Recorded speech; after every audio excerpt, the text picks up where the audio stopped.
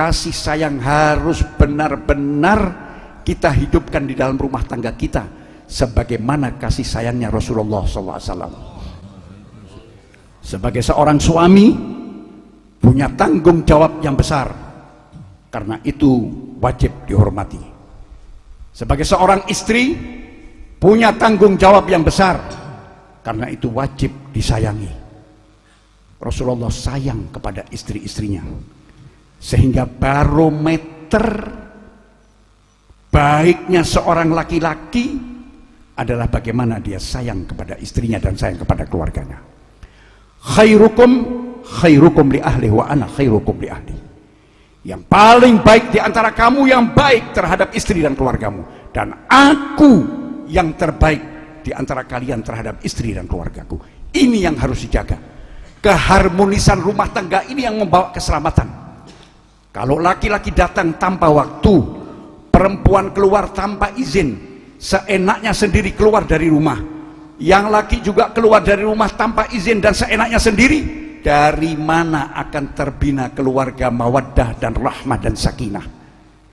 Karena sekarang ini dirasakan kurangnya ada mawaddah dan rahmah, kurangnya ada rasa kasih sayang, tidak terwujud rasa sakinah di dalam rumah. Kalau tidak terwujud rasa sakinah di dalam rumah, maka yang kurban siapa? Yang kurban adalah anak-anak kita. Karena itu yang ketiga kata Rasulullah, atau yang ketiga dikatakan dari sifat Rasulullah dan akhlaknya Rasulullah, husnul khuluq. Pertama as-sabr, kedua tawadhu, yang ketiga husnul khuluq. Husnul khuluq adalah akhlak yang baik terhadap siapapun. Akhlak yang baik terhadap Allah, yaitu kita taat kepada perintah Allah dan menjauhi larangan Allah. Ini akhlak yang baik terhadap Allah.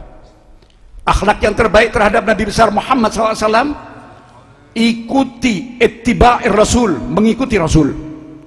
Itu akhlak yang baik. Di dalam ayat Al-Quran Allah subhanahu wa ta'ala berfirman, "Falladzina amanu bihi wa azzaruhu wa nasaruhu wattaba'un nur alladzi unzila ma'ahu ulaika humul muflihun." Orang yang beriman adalah orang yang beriman kepada Nabi besar Muhammad SAW,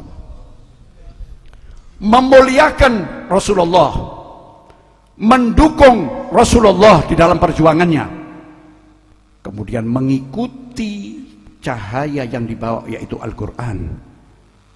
Orang-orang yang demikian adalah orang-orang yang sangat beruntung dunia dan akhirat. Bagaimana memuliakan Rasul? Bukan sekedar kita kumpul semacam ini salah satu pertanda bahwa kita cinta kepada Rasul, tetapi ini bukan satu pokok.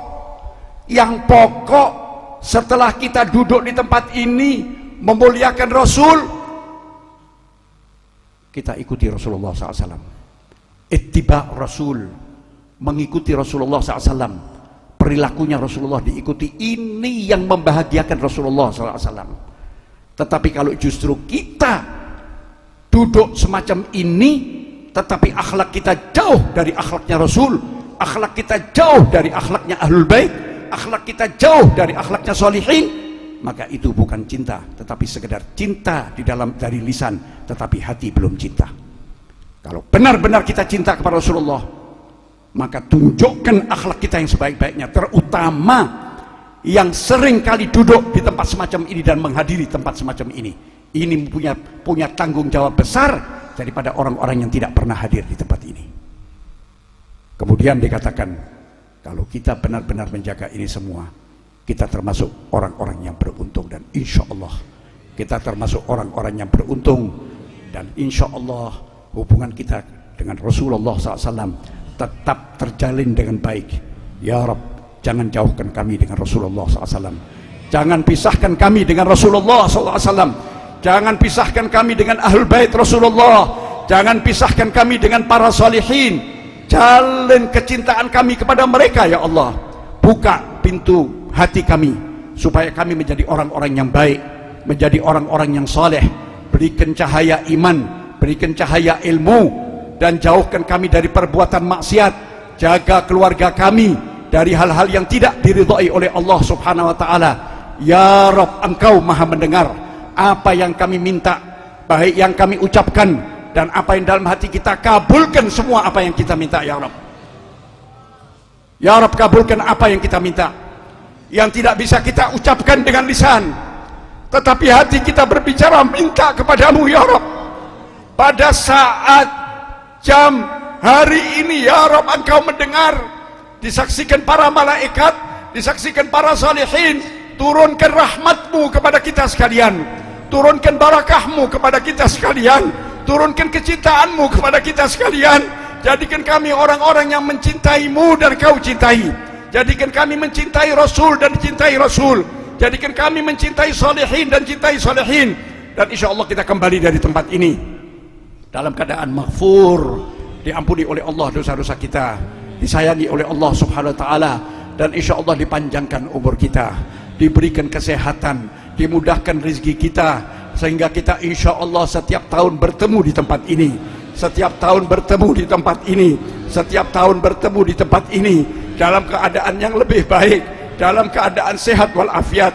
Dan kita berterima kasih dan berdoa kepada Al-Habib Ali, kepada keluarga Al-Habib Ali, keluarga Al-Habib Alwi, keluarga Al-Habib Anis, dan seluruh yang mendukung acara semacam ini. Insya Allah selalu diberikan kekuatan oleh Allah SWT, dipanjangkan umurnya, diberikan kemudahan dunia wal akhirah, dan insya Allah diampuni semua dosa-dosa kita, dosa keluarga kita, dosa anak-anak kita, dosa istri kita, dosa saudara-saudara kita seiman dan seagama, dosa pemimpin-pemimpin kita, dosa bangsa kita. Dan insya Allah Allah selalu memberikan kekuatan kepada pemimpin kita menjadi pemimpin yang bertakwa kepada Allah subhanahu wa ta'ala, yang mencintai bangsa dan dicintai bangsa, yang mencintai tanah air.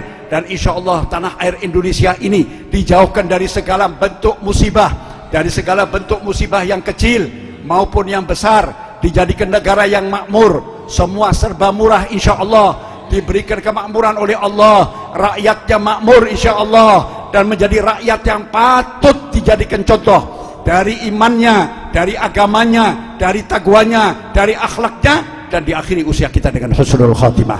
Assalamualaikum warahmatullahi wabarakatuh.